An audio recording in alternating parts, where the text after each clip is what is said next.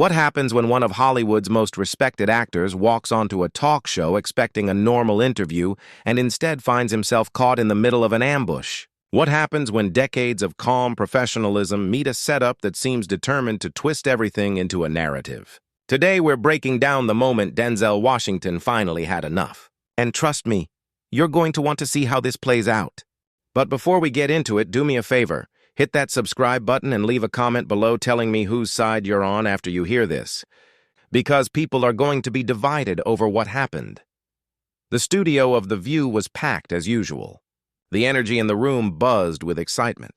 Denzel Washington walked out to thunderous applause, that familiar calm smile on his face as he waved to the crowd and took his seat. The panel was already in place, ready to begin. Whoopi Goldberg sat in her usual chair, leaning back with that sharp, knowing look she always carries, like she's already a few steps ahead of everyone else. As Denzel sat down, the applause faded, and Whoopi jumped right in. "Denzel, welcome back. It's always great having you here," she said, her tone friendly but edged with something else. "Good to be here. Thank you for having me," Denzel replied, still smiling, still composed. "So let's talk about your new film," Whoopi began. Then she paused for just a moment, long enough for everyone to feel the shift, before adding, "But first, I think we need to address something that's been on a lot of people's minds. You've been pretty outspoken lately about certain political issues, and I think our audience would love to hear your thoughts on the current state of things in this country." Denzel's smile stayed, but there was a flicker in his eyes. He understood instantly that this wasn't going to be about his movie. "Well, I'm here to talk about the film," he said lightly, "but I'm happy to have a conversation." "Great," Whoopi said quickly, "because we've been discussing a lot on this show about accountability, about using your platform for good. And I know you've made some comments recently that, let's just say, raised a few eyebrows." She leaned forward, her hands clasped in front of her. "I believe in speaking truth," Denzel said simply. "Always have. If that raises eyebrows, so be it." One of the co-hosts spoke up. "But Denzel, with the platform you have, don't you think you have a responsibility to make sure what you say aligns with the values we're trying to promote? You know, unity, inclusion, progress?" Denzel took a slow breath. His expression stayed calm but firm. "I think there's a responsibility to tell the truth, even when it's uncomfortable. Especially then. I'm not here to tell people what they want to hear. I'm here to say what I believe is right," Whoopi interjected. "But that's the thing. What you believe is right isn't always what's right for everyone. And when you talk about things like faith or traditional values, some people feel excluded. Some feel like you're dismissing their experiences." "I'm not dismissing anyone," Denzel replied evenly. "I'm sharing my perspective, my life. I grew up in a church. My faith shaped me. It gave me structure, purpose, and a moral compass. I'm not going to apologize for that, and I won't pretend it doesn't matter just because it makes some people uncomfortable." "But can't you see how that might sound preachy?" Another co-host asked. "Like you're saying your way is the only way?" "I've never said that," Denzel said, his tone sharpening just slightly. "But I'm also not going to act like values don't matter. We live in a world now where everyone's so scared of offending someone that we've stopped being honest. We've stopped having real talks." Whoopi tilted her head, that half smile on her lips. "Real conversations, Denzel? Real conversations mean listening, too. What I'm hearing sounds like someone stuck in the past, someone who doesn't want to evolve with the times."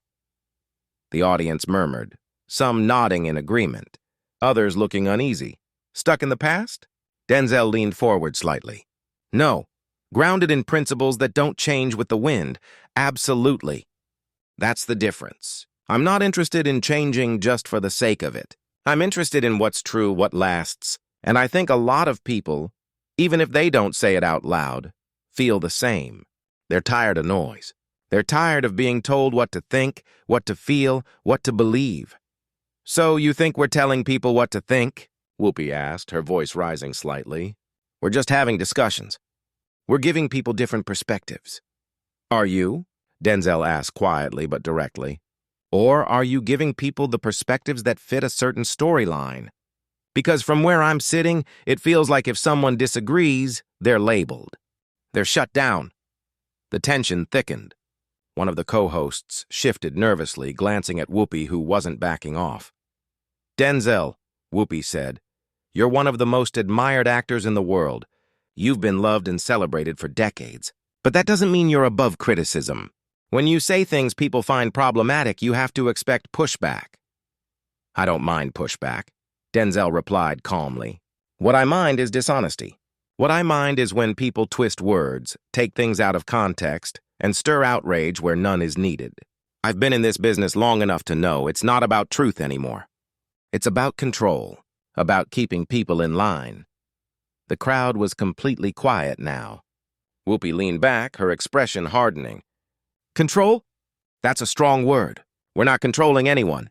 We're trying to have honest talks about real issues that affect real people."